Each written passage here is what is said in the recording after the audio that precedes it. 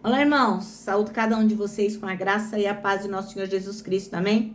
Meu nome é Miriam Anita. Estamos aqui para fazer a leitura do texto Amadurecer, escrito pela irmã Juliana Gonçalves, para o Manancial, que é um devocional diário produzido pela União Feminina Missionária Batista do Brasil, que oferece para a gente meditações baseadas na Bíblia, que é a palavra de Deus. Ora, quando nós fazemos a leitura do texto do Manancial, quando nós fazemos a leitura bíblica, a porção bíblica, fazemos tudo isso com seriedade, quando oramos, quando pedimos ao Senhor que nos esclareça, lógico, somos inspirados, exortados e edificados. Isso vai promover o nosso crescimento cristão e nos engajar cada vez mais com a missão de Deus. Como vocês sabem, não fui eu quem escrevi o texto, foi a irmã Juliana Gonçalves. Por isso que eu faço o quê? Eu leio com os irmãos e conto aquilo que eu entendi, que pode nem ser a expressão da verdade, é como eu compreendi. Então, eu peço aos irmãos que façam a sua leitura, façam da melhor forma possível, para que o Senhor fale o seu coração como fala o meu, tá bom? Vamos orar? Senhor Jesus, que nós possamos crer que só em Ti há esperança de crescermos espiritualmente, de amadurecermos, de sermos melhores em Ti. Ajuda-nos, Senhor, que essa mensagem que vamos estudar hoje possa realmente falar ao nosso coração. É em Teu nome, Jesus, que oramos. Amém. Meus irmãos, hoje leremos 1 João, capítulo 2, vamos ler do primeiro versículo até o 17. E diz assim, ó: Caros filhinhos, essas palavras vos escrevo para que não pequeis. Se, entretanto, alguém pecar, temos advogado junto ao Pai, Jesus Cristo, o justo. E ele é a propiciação pelos nossos pecados, e não somente por nossas ofensas pessoais, mas pelos pecados de todo o mundo. E temos certeza de que o conhecemos se guardamos os seus mandamentos. Aquele que afirma, eu o conheço, e não obedece aos seus mandamentos, é mentiroso, e a verdade não está nele. Mas todo que guarda a sua palavra, neste o amor de Deus tem verdadeiramente se aperfeiçoado. E dessa forma sabemos que estamos nele. Quem declara que permanece nele também deve andar como ele andou.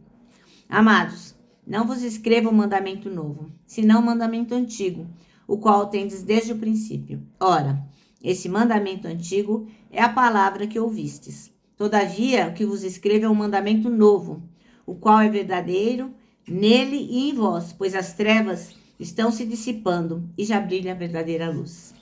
Aquela pessoa que diz estar na luz, mas odeia seu irmão, continua a vagar sob as trevas. Quem ama seu irmão permanece na luz, e nele não existe motivo de tropeço.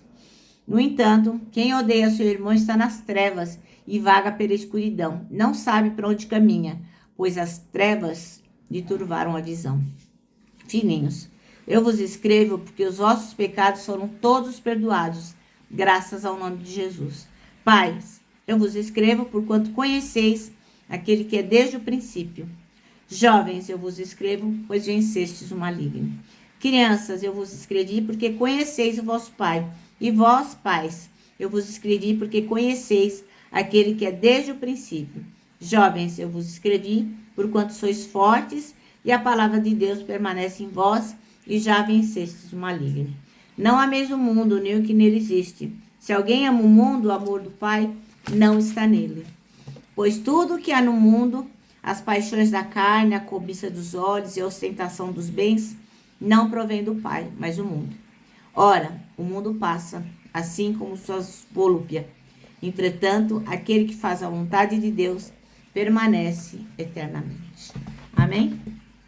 Bom, irmãos, então nosso texto chama-se Amadurecer. E a irmã Juliana Gonçalves escolheu o versículo 1, que diz: Meus filhinhos, estas coisas vos escrevo para que não pequeis. E se alguém pecar, temos um advogado para com o Pai, Jesus Cristo, o justo. Bom, irmãos, a gente é toda vez chamado para amadurecermos, para crescermos na fé, para deixarmos de tomar o leitinho, passarmos para alimento sólido.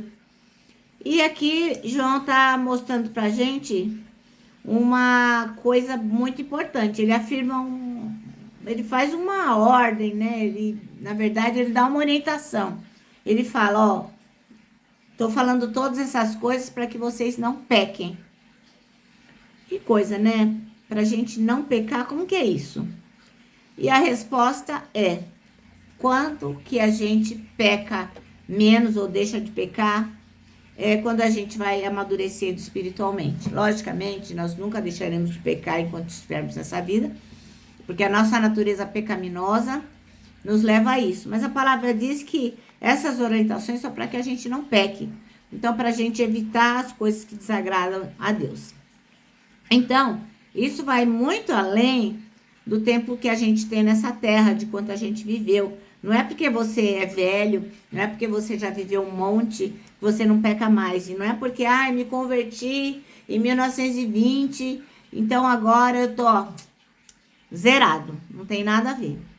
O que faz com que a gente diminua os pecados são as coisas que nos levam a crer cada vez mais no Senhor, o amadurecimento, o discipulado, as disciplinas espirituais, orar, ler a Bíblia, enfim.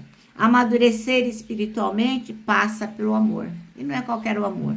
O amor de Deus. Quem ama a Deus realmente guarda os seus mandamentos e vive de acordo com a vontade dele. É uma prerrogativa. Se eu amo a Deus, eu quero fazer o que ele se agrada, né? E quem guarda os mandamentos torna-se elegível para o amor de Deus, pois o amor de Deus habita nessa pessoa que segue os mandamentos de Deus. E assim a gente vai amadurecendo espiritualmente e a nossa vida cristã vai crescendo, vai melhorando, a nossa caminhada vai se tornando melhor. Então, como filhos de Deus, a gente precisa crescer, não pode ficar sempre nenezinho, bobinho, tolinho. Não, a gente tem que crescer. A gente não pode nem deve ficar cometendo os mesmos erros. Talvez a gente cometa outros, mas aqueles que nós sabemos que não agrada a Deus, que o Espírito Santo já nos apontou, que devemos modificar, a gente deve mudar. A gente deve evitar de cair nos mesmos erros, julgamentos e nos mesmos pecados sempre. Quem ama a Deus deve andar como Cristo andou. E como é que Cristo andou? Em amor. Assim como ele tinha compaixão do pecador, misericórdia pelo pecador, nós também temos que amar o próximo com o amor de Jesus, olhar para eles com o amor de Jesus. Porque o amor de Deus passa por enxergar o outro. Não dá para ter o amor de Deus sem enxergar o outro com os olhos como Deus olha. Quando a gente fica com raiva, com ódio no coração, a gente não enxerga mais nada, fala o que não deve, age como não deve, faz coisas erradas, acaba magoando os outros, né? Por quê? Porque a gente não enxerga o que está fazendo. Está com tanto ódio, com tanta raiva que não percebe. Então temos que tomar cuidado com isso. Por quê? Quando a gente não tem amor no coração, a gente vive em trevas. E quando a gente vive em trevas, a gente não está na luz. Então a gente está cercado, a nossa cabeça está povoada por pensamentos e atitudes de desprezo, de fofoca, de maledicência, de superioridade em relação ao outro, de falta de humildade em qualquer aspecto, e isso não vai agradar a Deus. Então, quem ama realmente a Deus não ama o mundo. E quando comete coisas erradas, se arrepende e se volta para Deus. Então, amar a Deus de jeito nenhum, mas de jeito maneira, pode passar pelo fato de a gente não gostar do outro, se agarrar ao pecado e falar, que legal que o pecado está me oferecendo essas coisas. Não, amar a Deus não passa por essas coisas de jeito nenhum.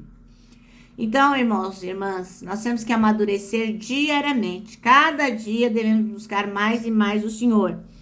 Para quê? Para que o amor de Deus esteja em nossa vida e para que nós possamos crescer espiritualmente e corresponder ao desejo do Senhor. Amém? Bom, o nosso manancial termina assim, Como filhos de Deus, precisamos amadurecer espiritualmente. Agora eu vou terminar deixando aqui o meu abraço de urso, Lembrando para nós que estamos buscando amadurecer espiritualmente, o abraço não só dá certo, como tem que dar certo. A gente tem que abraçar, acolher e amar o outro. Quero que vocês também se lembrem do nosso versículo, que é 1 Tessalonicenses 5:9, que diz: porque Deus não nos destinou para ira, mas para recebermos a salvação por meio de nosso Senhor Jesus Cristo. Agora sim. Agora eu me despeço com a frase do ano. Ó, não tema não, viu? Não tema. Deus já está lá.